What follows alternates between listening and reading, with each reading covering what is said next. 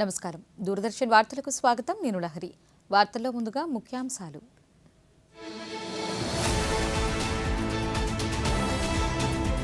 ప్రధానమంత్రి నరేంద్ర మోదీతో బ్రిక్స్ విదేశాంగ మంత్రుల సమావేశం.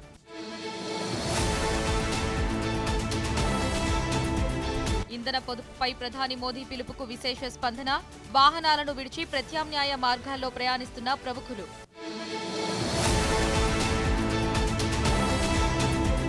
నో వెహికల్ ఫ్రైడే పేరుతో వారంలో ఒక్కరోజు వాహనాలు వినియోగించకుండా రాష్ట్ర మంత్రివర్గం నిర్ణయం.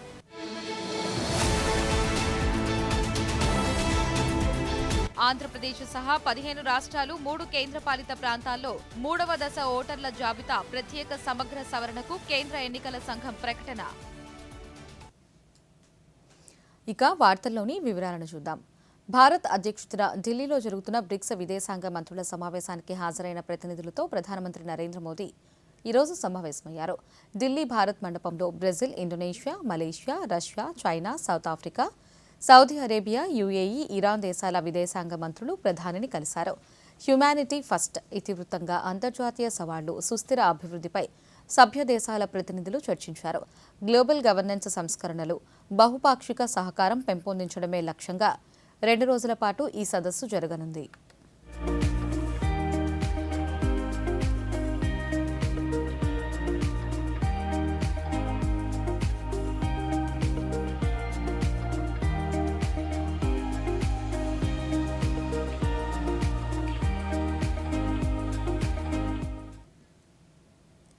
ఢిల్లీలోని భారత్ మండపంలో బ్రిక్స్ విదేశాంగ మంత్రుల సమావేశం జరుగుతోంది. అధ్యక్ష హోదాలో విదేశాంగ శాఖ మంత్రి డాక్టర్ ఎస్ జయశంకర్ ప్రారంభోపన్యాసం చేశారు. సంక్లిష్టమైన అనిశ్చిత ప్రపంచంలో శాంతి, భద్రత అనేవి కేంద్ర బిందువుగా ఉన్నాయన్నారు. ఉగ్రవాదానికి వ్యతిరేకంగా సభ్య దేశాల మధ్య సహకారాన్ని బలోపేతం చేయాలన్నారు. సభ్యులందరి భాగస్వామ్యంతో ఇప్పటి వరకు 80కి పైగా సమావేశాలు భారత్ నిర్వహించిందన్నారు. అంతకుముందు భారత్ మండపంలో బ్రిక్స్ సభ్య దేశాల విదేశాంగ మంత్రులు గ్రూప్ ఫోటో దిగారు. A special occasion. It allows us to exchange perspectives and encourages us to develop convergences. And in this complicated and uncertain world, that is of ever greater importance. Excellencies, India's chairship appreciates your support, which has contributed to the steady progress of our work. To date, we have organized over 80 BRICS meetings with active participation from all members. These engagements have strengthened cooperation and advanced dialogue across sectors. We look forward to building on this momentum. Promoting a more inclusive and collaborative BRICS framework, we as chair have been engaging partner countries as well. We have also taken forward discussions on institutional development including integration of 3వ దశ ఓటర్ల జాబితా ప్రత్యేక సమగ్ర సవరణ సర్కు కేంద్ర ఎన్నికల సంఘం ప్రకటన జారీ చేసింది. ఆంధ్రప్రదేశ్తో పాటు 15 రాష్ట్రాలు 3 కేంద్రపాలిత ప్రాంతాల్లో ఈ ప్రక్రియ నిర్వహించనుంది. తెలుగు రాష్ట్రాలతో పాటు కర్ణాటక, మహారాష్ట్ర, అరుణాచల్ ప్రదేశ్, హర్యానా, జార్ఖండ్, మణిపూర్, మేఘాలయ, మిజోరాం, నాగాలాండ్, ఒడిశా, పంజాబ్, సిక్కిం, ఉత్తరాఖండ్, త్రిపుర రాష్ట్రాలు ఉన్నాయి. ఈ దశలో 3,94,000 మందికి పైగా బూత్ స్థాయి అధికారులు 36,73,00,000 మంది ఓటర్ల వద్దకు వెళ్లనున్నారు. ఆంధ్రప్రదేశ్లో జూలై 21 నుంచి సెప్టెంబర్ 18 వరకు ఓటర్ల ముసాయిదా జాబితా వెలువరించనున్నారు. సెప్టెంబర్ 22న తుది ఓటరు జాబితా ప్రకటిస్తారు.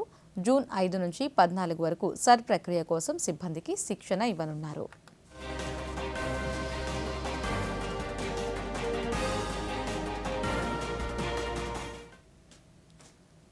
ప్రజలకు స్ఫూర్తినిచ్చేలా ఇంధన పొదుపు చర్యలను ప్రజాప్రతినిధులు, అధికారులు పాటించాలని రాష్ట్ర మంత్రివర్గం నిర్ణయించింది. ముఖ్యమంత్రి నారా చంద్రబాబు నాయుడు అధ్యక్షతన ఈరోజు జరిగిన రాష్ట్ర మంత్రివర్గ సమావేశం పలు కీలక నిర్ణయాలు తీసుకుంది. మంత్రివర్గ నిర్ణయాలను రాష్ట్ర సమాచార, పౌర సంబంధాల శాఖ మంత్రి కొలుసు పార్థసారథి మీడియాకు వెల్లడించారు. నో వెహికల్ ఫ్రైడే పేరుతో వారంలో ఒకరోజు వాహనాలు వినియోగించకూడదని నిర్ణయించినట్లు తెలిపారు. వాహనం కాకుండా ప్రత్యామ్నాయ రవాణాపై దృష్టి పెట్టాలని మంత్రులు ప్రజా రవాణా వ్యవస్థ గాని ఎలక్ట్రిక్ వాహనాలు, సైకిల్ను వినియోగించాలని నిర్ణయించినట్లు మంత్రి తెలిపారు. దేశానికి మేలు జరుగుతుందనే విషయం మీద ముఖ్యమంత్రి గారు అదేవిధంగా కేబినెట్ సహచరులందరితో కూడా చర్చించి మార్గ నిర్దేశం కూడా చేయటం జరిగిందని చెప్పేసి నేను మనవి చేస్తాను. ఈ ప్రజాప్రతినిధులు కాన్వాయ్లు, అదేవిధంగా ఎక్కువ వాహనాల్లో ప్రయాణించటం, అదేవిధంగా విదేశీ పర్యటనల్ని వీటన్నిటిలో కూడా తగ్గించుకోవాలని చెప్పేసి ముఖ్యమంత్రి గారు సూచించడం జరిగిందని చెప్పేసి మనం చేస్తాను నేను. అదేవిధంగా ఎమ్మెల్యేలు, మంత్రులు కూడా సాధ్యమైనంత వరకు పబ్లిక్ ట్రాన్స్పోర్ట్ సిస్టమ్ కూడా యూజ్ చేస్తే బాగుంటుంది. ఒకరోజు నో వెహికల్ ఫ్రైడే అంటే ఆ రోజు అసలు వాహనాలు వినియోగించుకోకుండా ఒక మోటివేషన్ టు ది పబ్లిక్, అంటే దేశం క్రైసిస్లో ఉన్నప్పుడు మనందరం కూడా నిలబడాలి అనే స్ఫూర్తితో ఇవన్నీ కూడా డిస్కస్ చేయడం జరిగిందని చెప్పేసి. ప్రధానమంత్రి నరేంద్ర మోదీ ఇంధన పొదుపు కోసం ఇచ్చిన పిలుపులో అందరూ భాగస్వాములవుతున్నారు. ఇప్పటికే ప్రధానమంత్రి నరేంద్ర మోదీ కాన్వాయ్లో వాహనాల సంఖ్యను తగ్గిస్తే ఆంధ్రప్రదేశ్ ముఖ్యమంత్రి చంద్రబాబు నాయుడు కాన్వాయ్లో 4 వాహనాలను మాత్రమే ఉంచారు. ఇక తాజాగా తెలంగాణ రాష్ట్ర గవర్నర్ శివప్రతాప్ శుక్లా కీలక నిర్ణయం తీసుకున్నారు. లోక్ భవన్లో వాహనాల వినియోగాన్ని 50% తగ్గిస్తూ గవర్నర్ నిర్ణయం తీసుకున్నారు. అంతర్జాతీయ ఇంధన సంక్షోభం దృష్ట్యా ఈ చర్యలు తీసుకున్నట్లు తెలిపారు. అలాగే ప్రభుత్వ శాఖల్లోనూ వాహనాల వినియోగాన్ని నియంత్రించాలని ముఖ్యమంత్రికి విజ్ఞప్తి చేశారు. मुख्यमंत्री जी से बात करेंगे कि जितना भी संभव हो इलेक्ट्रिक व्हीकल्स को वो किया जाए. अगर वो उधर से प्रोवाइड करेंगे तो मुझे ईवी व्हीकल में जाना सबसे उपयुक्त लगे. मैं ईवी व्हीकल में निश्चित रूप से जाऊंगा और इस संदर्भ में मैं मुख्यमंत्री से बात करूंगा. But no any EV vehicle पे लोक भवन. ప్రజలు పెట్రోల్, డీజిల్ వాడకం తగ్గించి ఇంధనాన్ని పొదుపు చేయాలని ప్రధాని నరేంద్ర మోదీ ఇచ్చిన పిలుపునకు విశేష స్పందన లభిస్తోంది. గుజరాత్ గవర్నర్ ఆచార్య దేవవ్రత్ ప్రజా రవాణాకు ప్రాధాన్యమిచ్చారు. తన కాన్వాయ్ను వాడకుండా కురుక్షేత్రకు రైలులో వచ్చారు. అనంతరం రైల్వే స్టేషన్ నుంచి సైకిల్ తొక్కుతూ గురుకుల్ చేరుకున్నారు. భద్రతా సిబ్బంది సైతం సైకిల్ పైనే గవర్నర్ను అనుసరిస్తూ తమ విధులు నిర్వర్తించారు. भारत के यशस्वी प्रधानमंत्री श्रीमान नरेंद्र मोदी पश्चिम एशिया में पिछले कई महीनों से जो युद्ध जैसी स्थिति बनी और अमेरिका, ईरान आदि देशों का जो युद्ध चल रहा है उसके कारण स्ट्रेट ऑफ हॉर्मुज बंद है और हमारे देश में तेल का आयात होता था, उस पर बहुत बुरा प्रभाव पड़ा. ऐसी स्थिति में हम सब देशवासियों का परम कर्तव्य बनता है कि प्रधानमंत्री जी के आह्वान को स्वीकार करते हुए हम अपने देश में उस रास्ते पर चलें जिससे तेल कम से कम हम कम खर्च कर पाएं. जिस खरीद से हमारी मुद्रा स्थिति पर विपरीत प्रभाव पड़ रहा है, विदेशी वस्तु हम ना खरीदें, स्वदेशी की ओर बढ़ें ताकि देश आत्मनिर्भर, सशक्त और मजबूत हो सके. गुजरात में किसी भी प्रकार का व्हीकल प्रयोग ना करें. इलेक्ट्रिकल 2026-27 ఆర్థిక సంవత్సరంలో లక్ష్యాలకు అనుగుణంగా పనిచేయాలని వివిధ శాఖల అధికారులకు ముఖ్యమంత్రి చంద్రబాబు నాయుడు సూచించారు. అమరావతిలోని రాష్ట్ర సచివాలయంలో ఆదాయార్జన శాఖలపై ముఖ్యమంత్రి ఈరోజు సమీక్షా సమావేశం నిర్వహించారు. శాఖల వారీగా ప్రభుత్వానికి సమకూరుతున్న ఆదాయంపై సమావేశంలో చర్చించారు. 2026-27 ఆర్థిక సంవత్సరానికి 1,27,506 కోట్ల మేర ఆదాయాన్ని ప్రభుత్వం లక్ష్యంగా పెట్టుకుందని, గనులు, ఎక్సైజ్, స్టాంపులు రిజిస్ట్రేషన్, వాణిజ్య పన్నులు, రవాణా తదితర శాఖలు లక్ష్యాలకు అనుగుణంగా పనిచేయాలని ఆదేశించారు. ప్రభుత్వ ఆదాయంలో ప్రతి రూపాయి సద్వినియోగం అయ్యేలా ప్రభుత్వ శాఖలు చూడాలని ముఖ్యమంత్రి దిశానిర్దేశం చేశారు.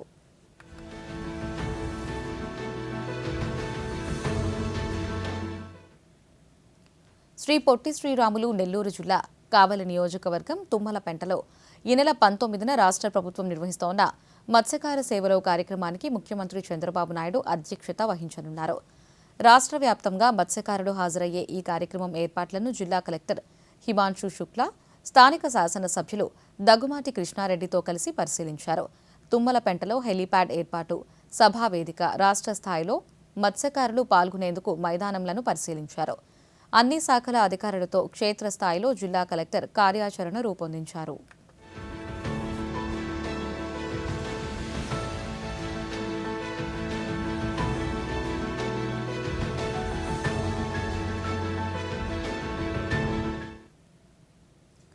ప్రధాని నరేంద్ర మోదీ పిలుపు మేరకు దేశ ఆర్థిక పరిస్థితిని బట్టి ప్రజలు పొదుపు పాటించాలని చిత్తూరు జిల్లా పార్లమెంటు సభ్యులు దగ్గుమల్ల ప్రసాదరావు పేర్కొన్నారు. చిత్తూరు పార్లమెంటు కార్యాలయంలో ఈరోజు ఆయన మీడియాతో మాట్లాడుతూ ప్రధాని ఇచ్చిన పొదుపు మంత్రాన్ని పాటించేందుకు అందరూ ముందుకు వస్తున్నారన్నారు.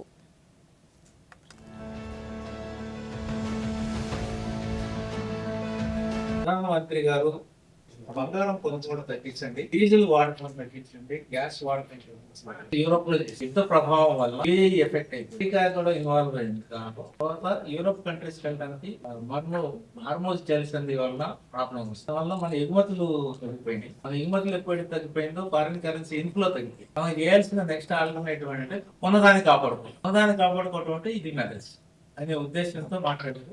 గత 2 నెలలుగా ఎందుకని మనం ఇది తీసుకోలేకపోయాం అని అంటే, మనం దీన్ని గవర్నమెంట్ ఏంటంటే తీసేసుకుంటుంది నష్టాలని చెప్పి. మీకు తెలిసే ఉంటుంది, పెట్రోల్ 1 లీటర్కి 18 రూపాయలు లాస్ వస్తుంది. దేశంలో ఈ విధంగా చూసుకుంటే 1000 కోట్ల రూపాయలు లాస్ ఉంది. దాన్ని మొత్తం గవర్నమెంట్ భరిస్తుంది. అందరూ ప్రజలందరూ కూడా దీన్ని అర్థం చేసుకొని చిన్న దగ్గర నుంచి పెద్ద దాకా ఎవరి స్థాయిలో వాళ్ళు పొదుపును పాటించడం అనేది చాలా అవసరం. వార్తల్లో చిన్న విరామం తీసుకుందాం. Work from home, high salary, just ఒక్క క్లిక్ లో. అరే వా, చిక్కుకుంది. తెలియని లింక్స్ ని క్లిక్ చేయకండి. ఆర్బీఐ అంటోంది, తెలివిగా ఆలోచించండి, అప్రమత్తంగా ఉండండి. వార్తలకు తిరిగి స్వాగతం. గ్రామాలే దేశానికి పట్టుకొమ్మలు అన్న నినాదాన్ని నిజం చేస్తూ తిరుపతి జిల్లాలోని ఒక చిన్న గ్రామం నేడు దేశానికే ఆదర్శంగా నిలిచింది. కేంద్ర పంచాయతీరాజ్ శాఖ ప్రకటించిన జాతీయ ఉత్తమ పంచాయతీ అవార్డుల్లో శ్రీకాళహస్తి మండలం బొక్కసంపాలెం ప్రథమ స్థానాన్ని కైవసం చేసుకుంది.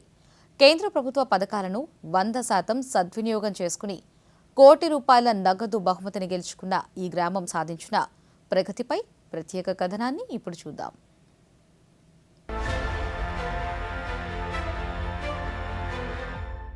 గ్రామ స్వరాజ్యమే లక్ష్యంగా కేంద్ర ప్రభుత్వం అందిస్తున్న వివిధ పథకాలు బొక్కసంపాలెం గ్రామంలో విప్లవాత్మక మార్పులు తీసుకొచ్చాయి. ఈ గ్రామంలోని 175 నివాసాలలో నివసిస్తున్న 310 మంది మహిళలు నేడు ఆర్థికంగా స్వయం సమృద్ధి సాధించారు. PMEGP, PM Vishwakarma, Viksit Bharat guarantee for Rozgar and Ajeevika mission, VBG Ramji వంటి పథకాలను ఇక్కడి ప్రజలు తమ అభివృద్ధికి సోపానాలుగా మార్చుకున్నారు. ప్రతి మహిళా లబ్ధిదారు సబ్సిడీ రుణాల ద్వారా చిన్న తరహా పరిశ్రమలు, చేతి వృత్తులను అభివృద్ధి చేసుకుని కుటుంబానికి వెన్నుమూకగా నిలిచారు. గత 3 నెలల క్రితం కేంద్ర పంచాయతీరాజ్ శాఖ నుంచి వచ్చిన ఉన్నత స్థాయి కమిటీ సభ్యులు క్షేత్రస్థాయిలో ప్రజలతో స్వయంగా మాట్లాడి పథకాల అమలు తీరును, గ్రామస్తుల జీవన ప్రమాణాలను మెరుగుపరచడాన్ని గమనించి వారిని అభినందించారు. విలేజ్, శ్రీకాళహస్తి మండలం, తిరుపతి జిల్లా. మా విలేజ్ వచ్చి కేంద్ర స్థాయిలో ఎంపికయింది. వచ్చి విజిట్ చేసి మా విలేజ్ ని కేంద్ర స్థాయిలో ఎంపిక చేసి, మా విలేజ్ లో ఆడవాళ్ళు ఎవరు ఖాళీగా ఉండకుండా వాళ్ళకి తోచిన రీతిలో వాళ్ళు ఉపాధి పొందుతారు. కేంద్ర స్థాయిలో ఎంపిక చేసినందుకు, అదేవిధంగా మాకు ఈ విలేజ్ కి ₹1 కోటి అనేది ఎంపిక అయింది. ఆ ₹1 కోటితో మేము గ్రామాన్ని అభివృద్ధి చేసుకుంటూ మహిళలు అనేది అభివృద్ధి చెందడానికి ప్రయత్నిస్తాము. రూపాయలు ఇచ్చినందుకు కేంద్ర ప్రభుత్వానికి నరేంద్ర మోడీ గారి. మా విలేజ్ జాతీయ స్థాయి అవార్డుకి ఎంపిక అయ్యింది. దాని ద్వారా ₹1 కోటి శాంక్షన్ అయ్యింది. ఆ ₹1 కోటి ద్వారా మేము అనేక అభివృద్ధి కార్యక్రమాలు చేపడుతూ ఆ అమౌంట్ ద్వారా గ్రామం అభివృద్ధి చెందుతూ మహిళలు కూడా అభివృద్ధి చెందుతున్నారు. దాంట్లో కొద్దిగా అమౌంట్ తీసుకుని నేను అభివృద్ధి చెందుతున్నాను. ఈ అమౌంట్ తో గ్రామాన్ని అభివృద్ధి చేసుకుంటూ మేము కూడా డెవలప్మెంట్ అవుతాము, అభివృద్ధి చెందుతాము. డ్వాక్రా లోన్ ద్వారా 2 ఆవులు తీసుకున్నాను. దాని ద్వారా పాలు తీసుకొచ్చి ఫ్రెండ్లీ ఉమెన్స్ గా ఉన్నాము. మాది బహుశంపాలెం గ్రామం జాతీయ స్థాయికి ₹1 కోటి ఎన్నికయింది. కేంద్ర ప్రభుత్వం మాకు ₹1 కోటి ఇచ్చింది. అదే ఆవుల లోన్ తీసుకున్నాము. ఆవుల ద్వారా కాళహస్తి కోఆపరేట్ లో పాలు పోసి ఉపాధి పొందుతున్నాము. టైలరింగ్ కూడా చేస్తున్నాను. మా ఫ్రెండ్లీ ఉమెన్స్ ఎవరు ఖాళీగా లేము, ఏదో ఒక ఉపాధి సంపాదించుకుంటున్నాము. కేంద్ర ప్రభుత్వం మాకు ₹1 కోటి ఇవ్వడం ద్వారా మేము బహుశంపాలెం గ్రామ మహిళలందరూ చాలా సంతోషపడుతున్నాం. దేశవ్యాప్తంగా ఎంపిక చేసిన 5 ఉత్తమ పంచాయతీలలో బొక్కసంపాలెం అగ్రస్థానంలో నిలవడం గ్రామానికి గర్వకారణంగా మారింది. పట్టుదల ఉంటే ఏ గ్రామమైనా అభివృద్ధి పథంలో ముందుకు సాగుతోందని బొక్కసంపాలెం నిరూపించింది. ₹1 కోటి నగదు బహుమతితో ఈ గ్రామం మరిన్ని మౌలిక సదుపాయాలను మెరుగుపరుచుకుని వికసిత్ భారత్ లక్ష్య సాధనలో మరింత ముందుకు సాగనుంది.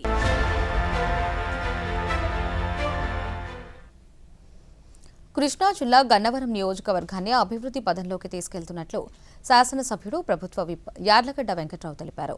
ఉంగుటూరు మండలం పొట్టిపాడు గ్రామం నుంచి నారయ్య అప్పారావుపేట వరకు 1,12,00,000 రూపాయల వ్యయంతో నిర్మించిన నూతన రోడ్డును ఆయన ప్రారంభించారు. ఈ సందర్భంగా వెంకట్రావు మాట్లాడుతూ ఎంతో కాలంగా అపరిష్కృతంగా ఉన్న పనులను పూర్తి చేస్తున్నామన్నారు. ఈ సందర్భంగా స్వచ్ఛ రథాన్ని ప్రారంభించారు.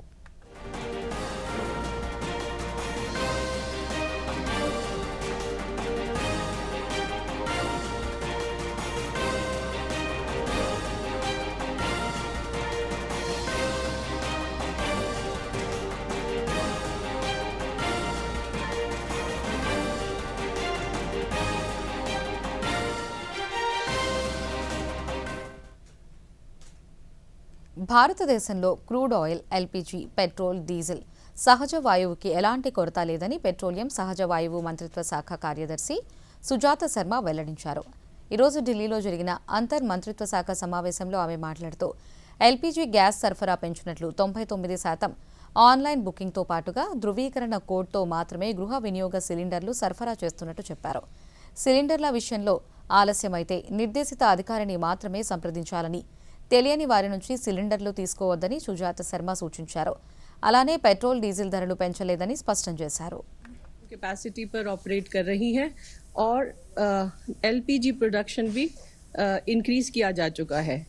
हमारे किसी भी रिटेल आउटलेट पर और एलपीजी डिस्ट्रीब्यूटरशिप पर कोई ड्राई आउट रिपोर्टेड नहीं है. सब जगह पर नॉर्मल ऑपरेशन चल रहे हैं. भारत सरकार की ये कोशिश रही है कि घरेलू कुकिंग गैस की उपलब्धता सुनिश्चित कराई जाए और इसके साथ ही डोमेस्टिक पीएनजी और सीएनजी ट्रांसपोर्ट की भी 100% अवेलेबिलिटी इंश्योर की जाए. सप्लाई चेन डिसरप्शंस को भी मिनिमाइज करने के लिए कमर्शियल ప్రధానమంత్రి నరేంద్ర మోదీ రాబోయే 50 ఏళ్ల గురించి ఆలోచించే దూరదృష్టి గల నాయకుడని కేంద్ర వ్యవసాయ, రైతు సంక్షేమ శాఖ మంత్రి శివరాజ్ సింగ్ చౌహాన్ అన్నారు. ఇటీవల ప్రధానమంత్రి తీసుకున్న కొన్ని నిర్ణయాల గురించి కేంద్ర మంత్రి ఈరోజు ఢిల్లీలో పత్రికా సమావేశంలో మాట్లాడారు. పెట్రోల్ వాహనాలను తగ్గిస్తూ ఎలక్ట్రిక్ వాహనాలను వాడడం, ఏడాది పాటు బంగారం కొనకుండా, విదేశీ పర్యటన లేకుండా ఉండడం, నూనె తక్కువగా వాడడం లాంటి నిర్ణయాలు కేవలం ప్రజల మేలుకోరి చెప్పినవే అని కేంద్ర మంత్రి తెలియజేశారు. స్వదేశంలో ఉంటూ ప్రాకృతిక ఆరోగ్యకర ఆహారాన్ని ఆస్వాదిస్తూ స్వదేశీ ఉత్పాదనలు ప్రోత్సహిస్తూ ఉండాలని తెలిపారు. అలానే ప్రతి గ్రామంలో ఉత్సాహంగా సాగుతున్న ఖేతీ బచావోని మరింత విస్తృతపరిచేలా అందరం కృషి చేస్తే రైతులకు ఆసరా అని తెలిపారు. तपस्या से आता है, नेतृत्व अनुशासन से आता है और उससे भी ज्यादा नेतृत्व लोगों के साथ अपनापन से आता है. और इसलिए मुझे लगा इन अनुभवों को केवल यादों तक सीमित नहीं रहने देना चाहिए, बल्कि एक पुस्तक के रूप में लिखकर देश की जनता तक पहुंचाना चाहिए. और इसी सोच ने मुझे लेखक बना दिया और ये पुस्तक आपके सामने प्रस्तुत है. इस पुस्तक में संगठन और सामाजिक जीवन में काम करने वाले कार्यकर्ता ये देखेंगे, उनके व्यक्तित्व को और निकट से जानने का अवसर प्राप्त कर पाएंगे. बदलने के लिए बड़ा पद नहीं, बड़ा संकल्प जरूर. ఇంధన పొదుపు పాటించడం అందరి బాధ్యత అని కేంద్ర మంత్రి అర్జున్ రామ్ మేఘ్వాల్ తెలిపారు. రాజస్థాన్లోని బీకనీర్లో మంత్రి ఈరోజు ఇంధన పొదుపుకు ప్రధానమంత్రి నరేంద్ర మోదీ ఇచ్చిన పిలుపును పాటిస్తూ 3 చక్రాల వాహనంలో ప్రయాణించారు.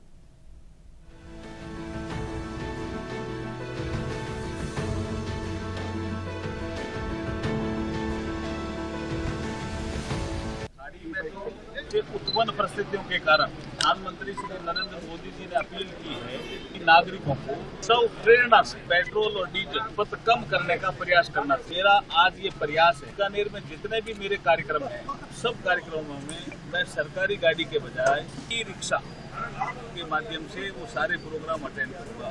एस्कॉर्ट भी मेरे साथ नहीं रहेगा, की जिम्मेदारी भी करेंगे. मेरे साथ जो कार्यकर्ता चल रहे हैं, ई व्हीकल से चल रहे हैं, जबरदस्त प्रभाव पड़ रहा है, महसूस करना चाहिए. వార్తల్లో మరో విరామం తీసుకుందాం. కరెంట్ బిల్, కిరాణం, స్కూల్ ఫీజ్ అన్నీ అయిపోయాయి. బడ్జెట్ రెడీ అయిందా? 5,000 మిగిలాయి. కొత్త చీర తీసుకుంటావా? వద్దు, పోయిన నెలలోనే కదా తీసుకున్నాను. ఇంకోటి వద్దు.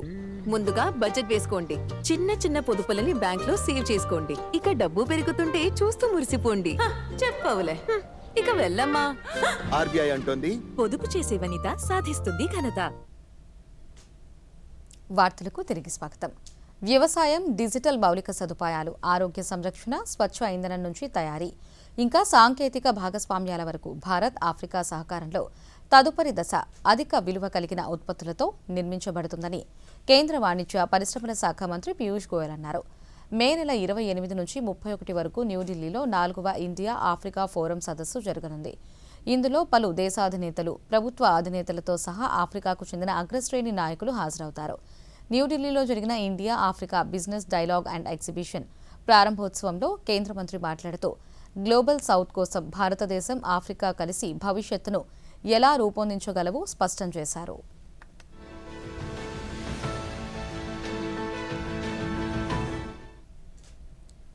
మధ్యప్రదేశ్లోని బాణాసంచా ఫ్యాక్టరీలో ఈరోజు భారీ పేలుడు సంభవించడంతో 2 మృతి చెందగా పలువురు గాయపడ్డారు. దేవాస్ జిల్లాలోని టోంకలా గ్రామంలో బాణాసంచా ఫ్యాక్టరీలో జరిగిన భారీ పేలుడు ఘటనలో పలువురికి తీవ్ర గాయాలు కాగా ఆసుపత్రికి తరలించి చికిత్స అందిస్తున్నారు. ఘటనా స్థలంలో సహాయక చర్యలు కొనసాగుతున్నాయి.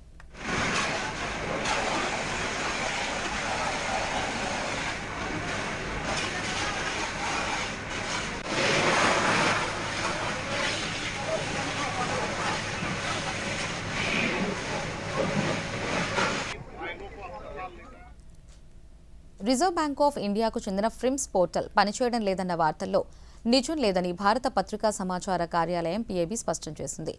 ఆర్బీఐకు చెందిన ఫ్రిమ్స్ పోర్టల్ కొన్ని వారాలుగా పనిచేయడం లేదంటూ సామాజిక మాధ్యమంలో వార్తలను పీఐబీ ఫ్యాక్ట్ చెక్ ఖండించింది. ఈ పోర్టల్ ప్రస్తుతం సాధారణంగానే పనిచేస్తోందని, అసత్య ప్రచారాలను ప్రజలు నమ్మవద్దని సూచించింది.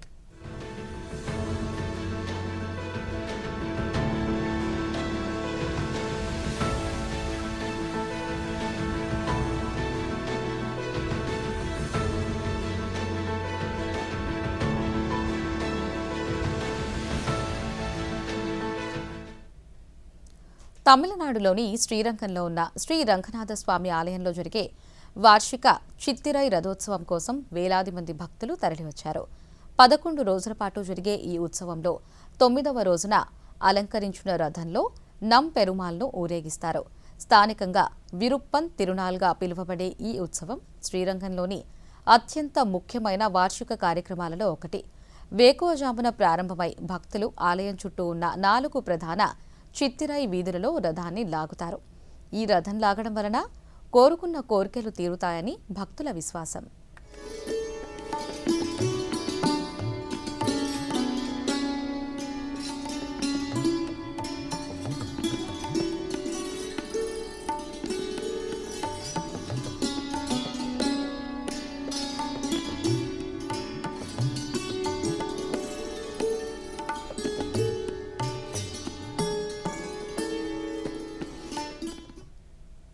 వేసవి ఎండల నుంచి ఉపశమనం కోసం చల్లటి ప్రదేశాలకు వెళ్తూ ఉంటారు.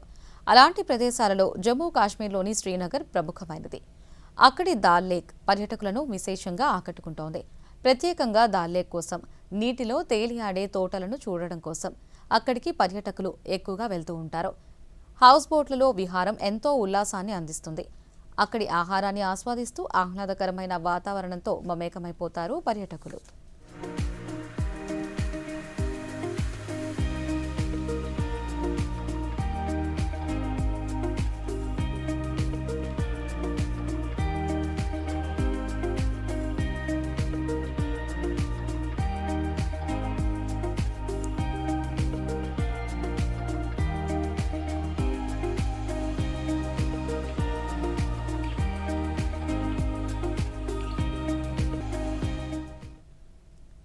దేశంలో పలుచోట్ల గరిష్ట ఉష్ణోగ్రతల కారణంగా ఉక్కిపోతున్న ప్రజలకు అయోధ్యలోని వాతావరణం సేదతీరుస్తోంది.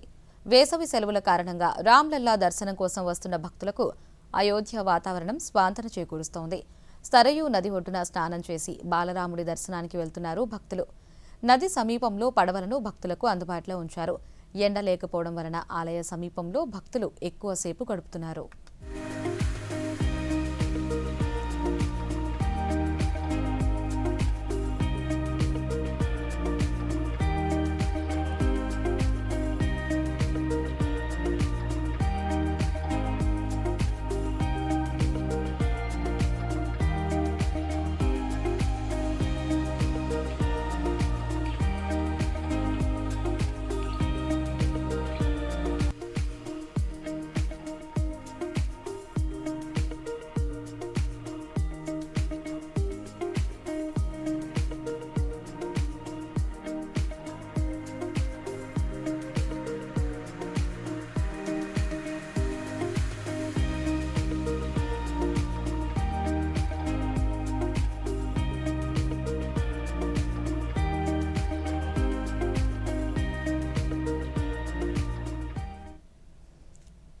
2026 కామన్వెల్త్ గేమ్స్ స్కాట్లాండ్లోని గ్లాస్గోలో 2026 జూలై 23 నుంచి ఆగస్టు 2 వరకు జరగనున్నాయి. అథ్లెటిక్స్, ఈత, track cycling, gymnastics, netball, 3x3 బాస్కెట్బాల్తో సహా 10 క్రీడలతో 11 రోజులు జరగనున్నాయి. స్కాట్లాండ్ ఈ క్రీడలకు ఆతిథ్యం ఇవ్వడం ఇది 4వసారి. అలానే 2026 ఆసియా క్రీడలు 2026 సెప్టెంబర్ 19 నుంచి అక్టోబర్ 4 వరకు జపాన్లో జరగనున్నాయి.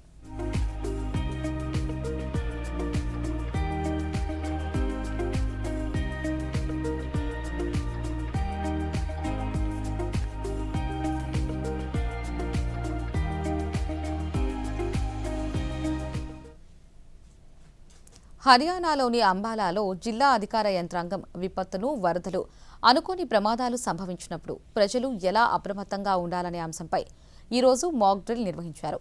నదిలో, చెరువులలో ప్రమాదవశాత్తు ఎవరైనా మునిగిపోతే వారిని రక్షించడం నుంచి వారికి ప్రాథమిక చికిత్స అందించడం వరకు మాక్ డ్రిల్లో చూపించారు.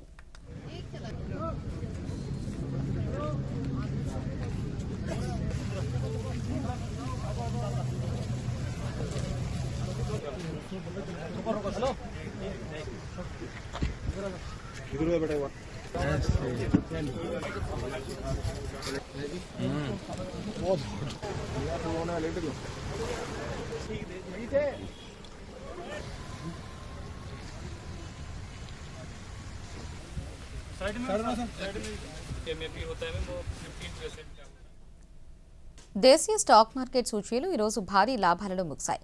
కనిష్టాల వద్ద కొనుగోళ్లు, అంతర్జాతీయ మార్కెట్లలోని సానుకూల సంకేతాలతో సూచీలు లాభాలలో కదలాడాయి. ఈ ఉదయం 74,947 పాయింట్ల వద్ద ప్రారంభమైన సెన్సెక్స్ ఒక దశలో 75,681 గరిష్టానికి చేరింది. చివరకు 789 పాయింట్ల లాభంతో 75,398 వద్ద స్థిరపడింది. నిఫ్టీ 277 పాయింట్లు పెరిగి 23,689 వద్ద ముగిసింది. డాలర్తో పోలిస్తే రూపాయి మారకం విలువ ₹95.73 వద్ద స్థిరపడింది.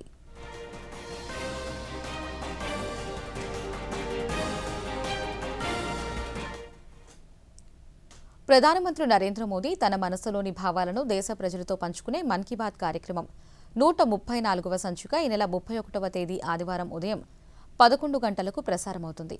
ప్రజలు తమ అభిప్రాయాలను నమో యాప్ ద్వారా కానీ, స్వర సందేశాలను 180011780 నెంబర్కు ఈ నెల 29వ తేదీలోగా పంపవచ్చు. అలాగే www.mygov.in వెబ్సైట్ ద్వారా కానీ 1922 నెంబర్కు మిస్డ్ కాల్ ఇవ్వడం ద్వారా తిరిగి మన మొబైల్కు వచ్చే సంక్షిప్త సందేశంలోని లింక్ ద్వారా కూడా అభిప్రాయాలను తెలియజేయవచ్చు. ఆకాశవాణి సమన్వయంతో దూరదర్శన్ ఛానళ్లు మన్ కీ బాత్ కార్యక్రమాన్ని ప్రసారం చేస్తాయి. ఈ కార్యక్రమ తెలుగు అనువాదం వెనువెంటనే దూరదర్శన్ సప్తగిరిలో ప్రసారమవుతుంది.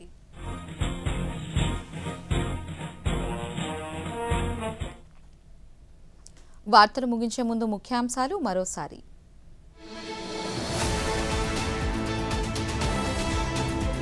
ప్రధానమంత్రి నరేంద్ర మోదీతో బ్రిక్స్ విదేశాంగ మంత్రుల సమావేశం.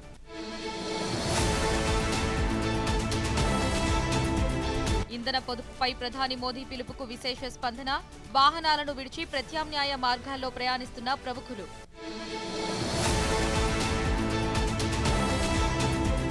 నో వెహికల్ ఫ్రైడే పేరుతో వారంలో ఒక్కరోజు వాహనాలు వినియోగించకుండా రాష్ట్ర మంత్రివర్గం నిర్ణయం.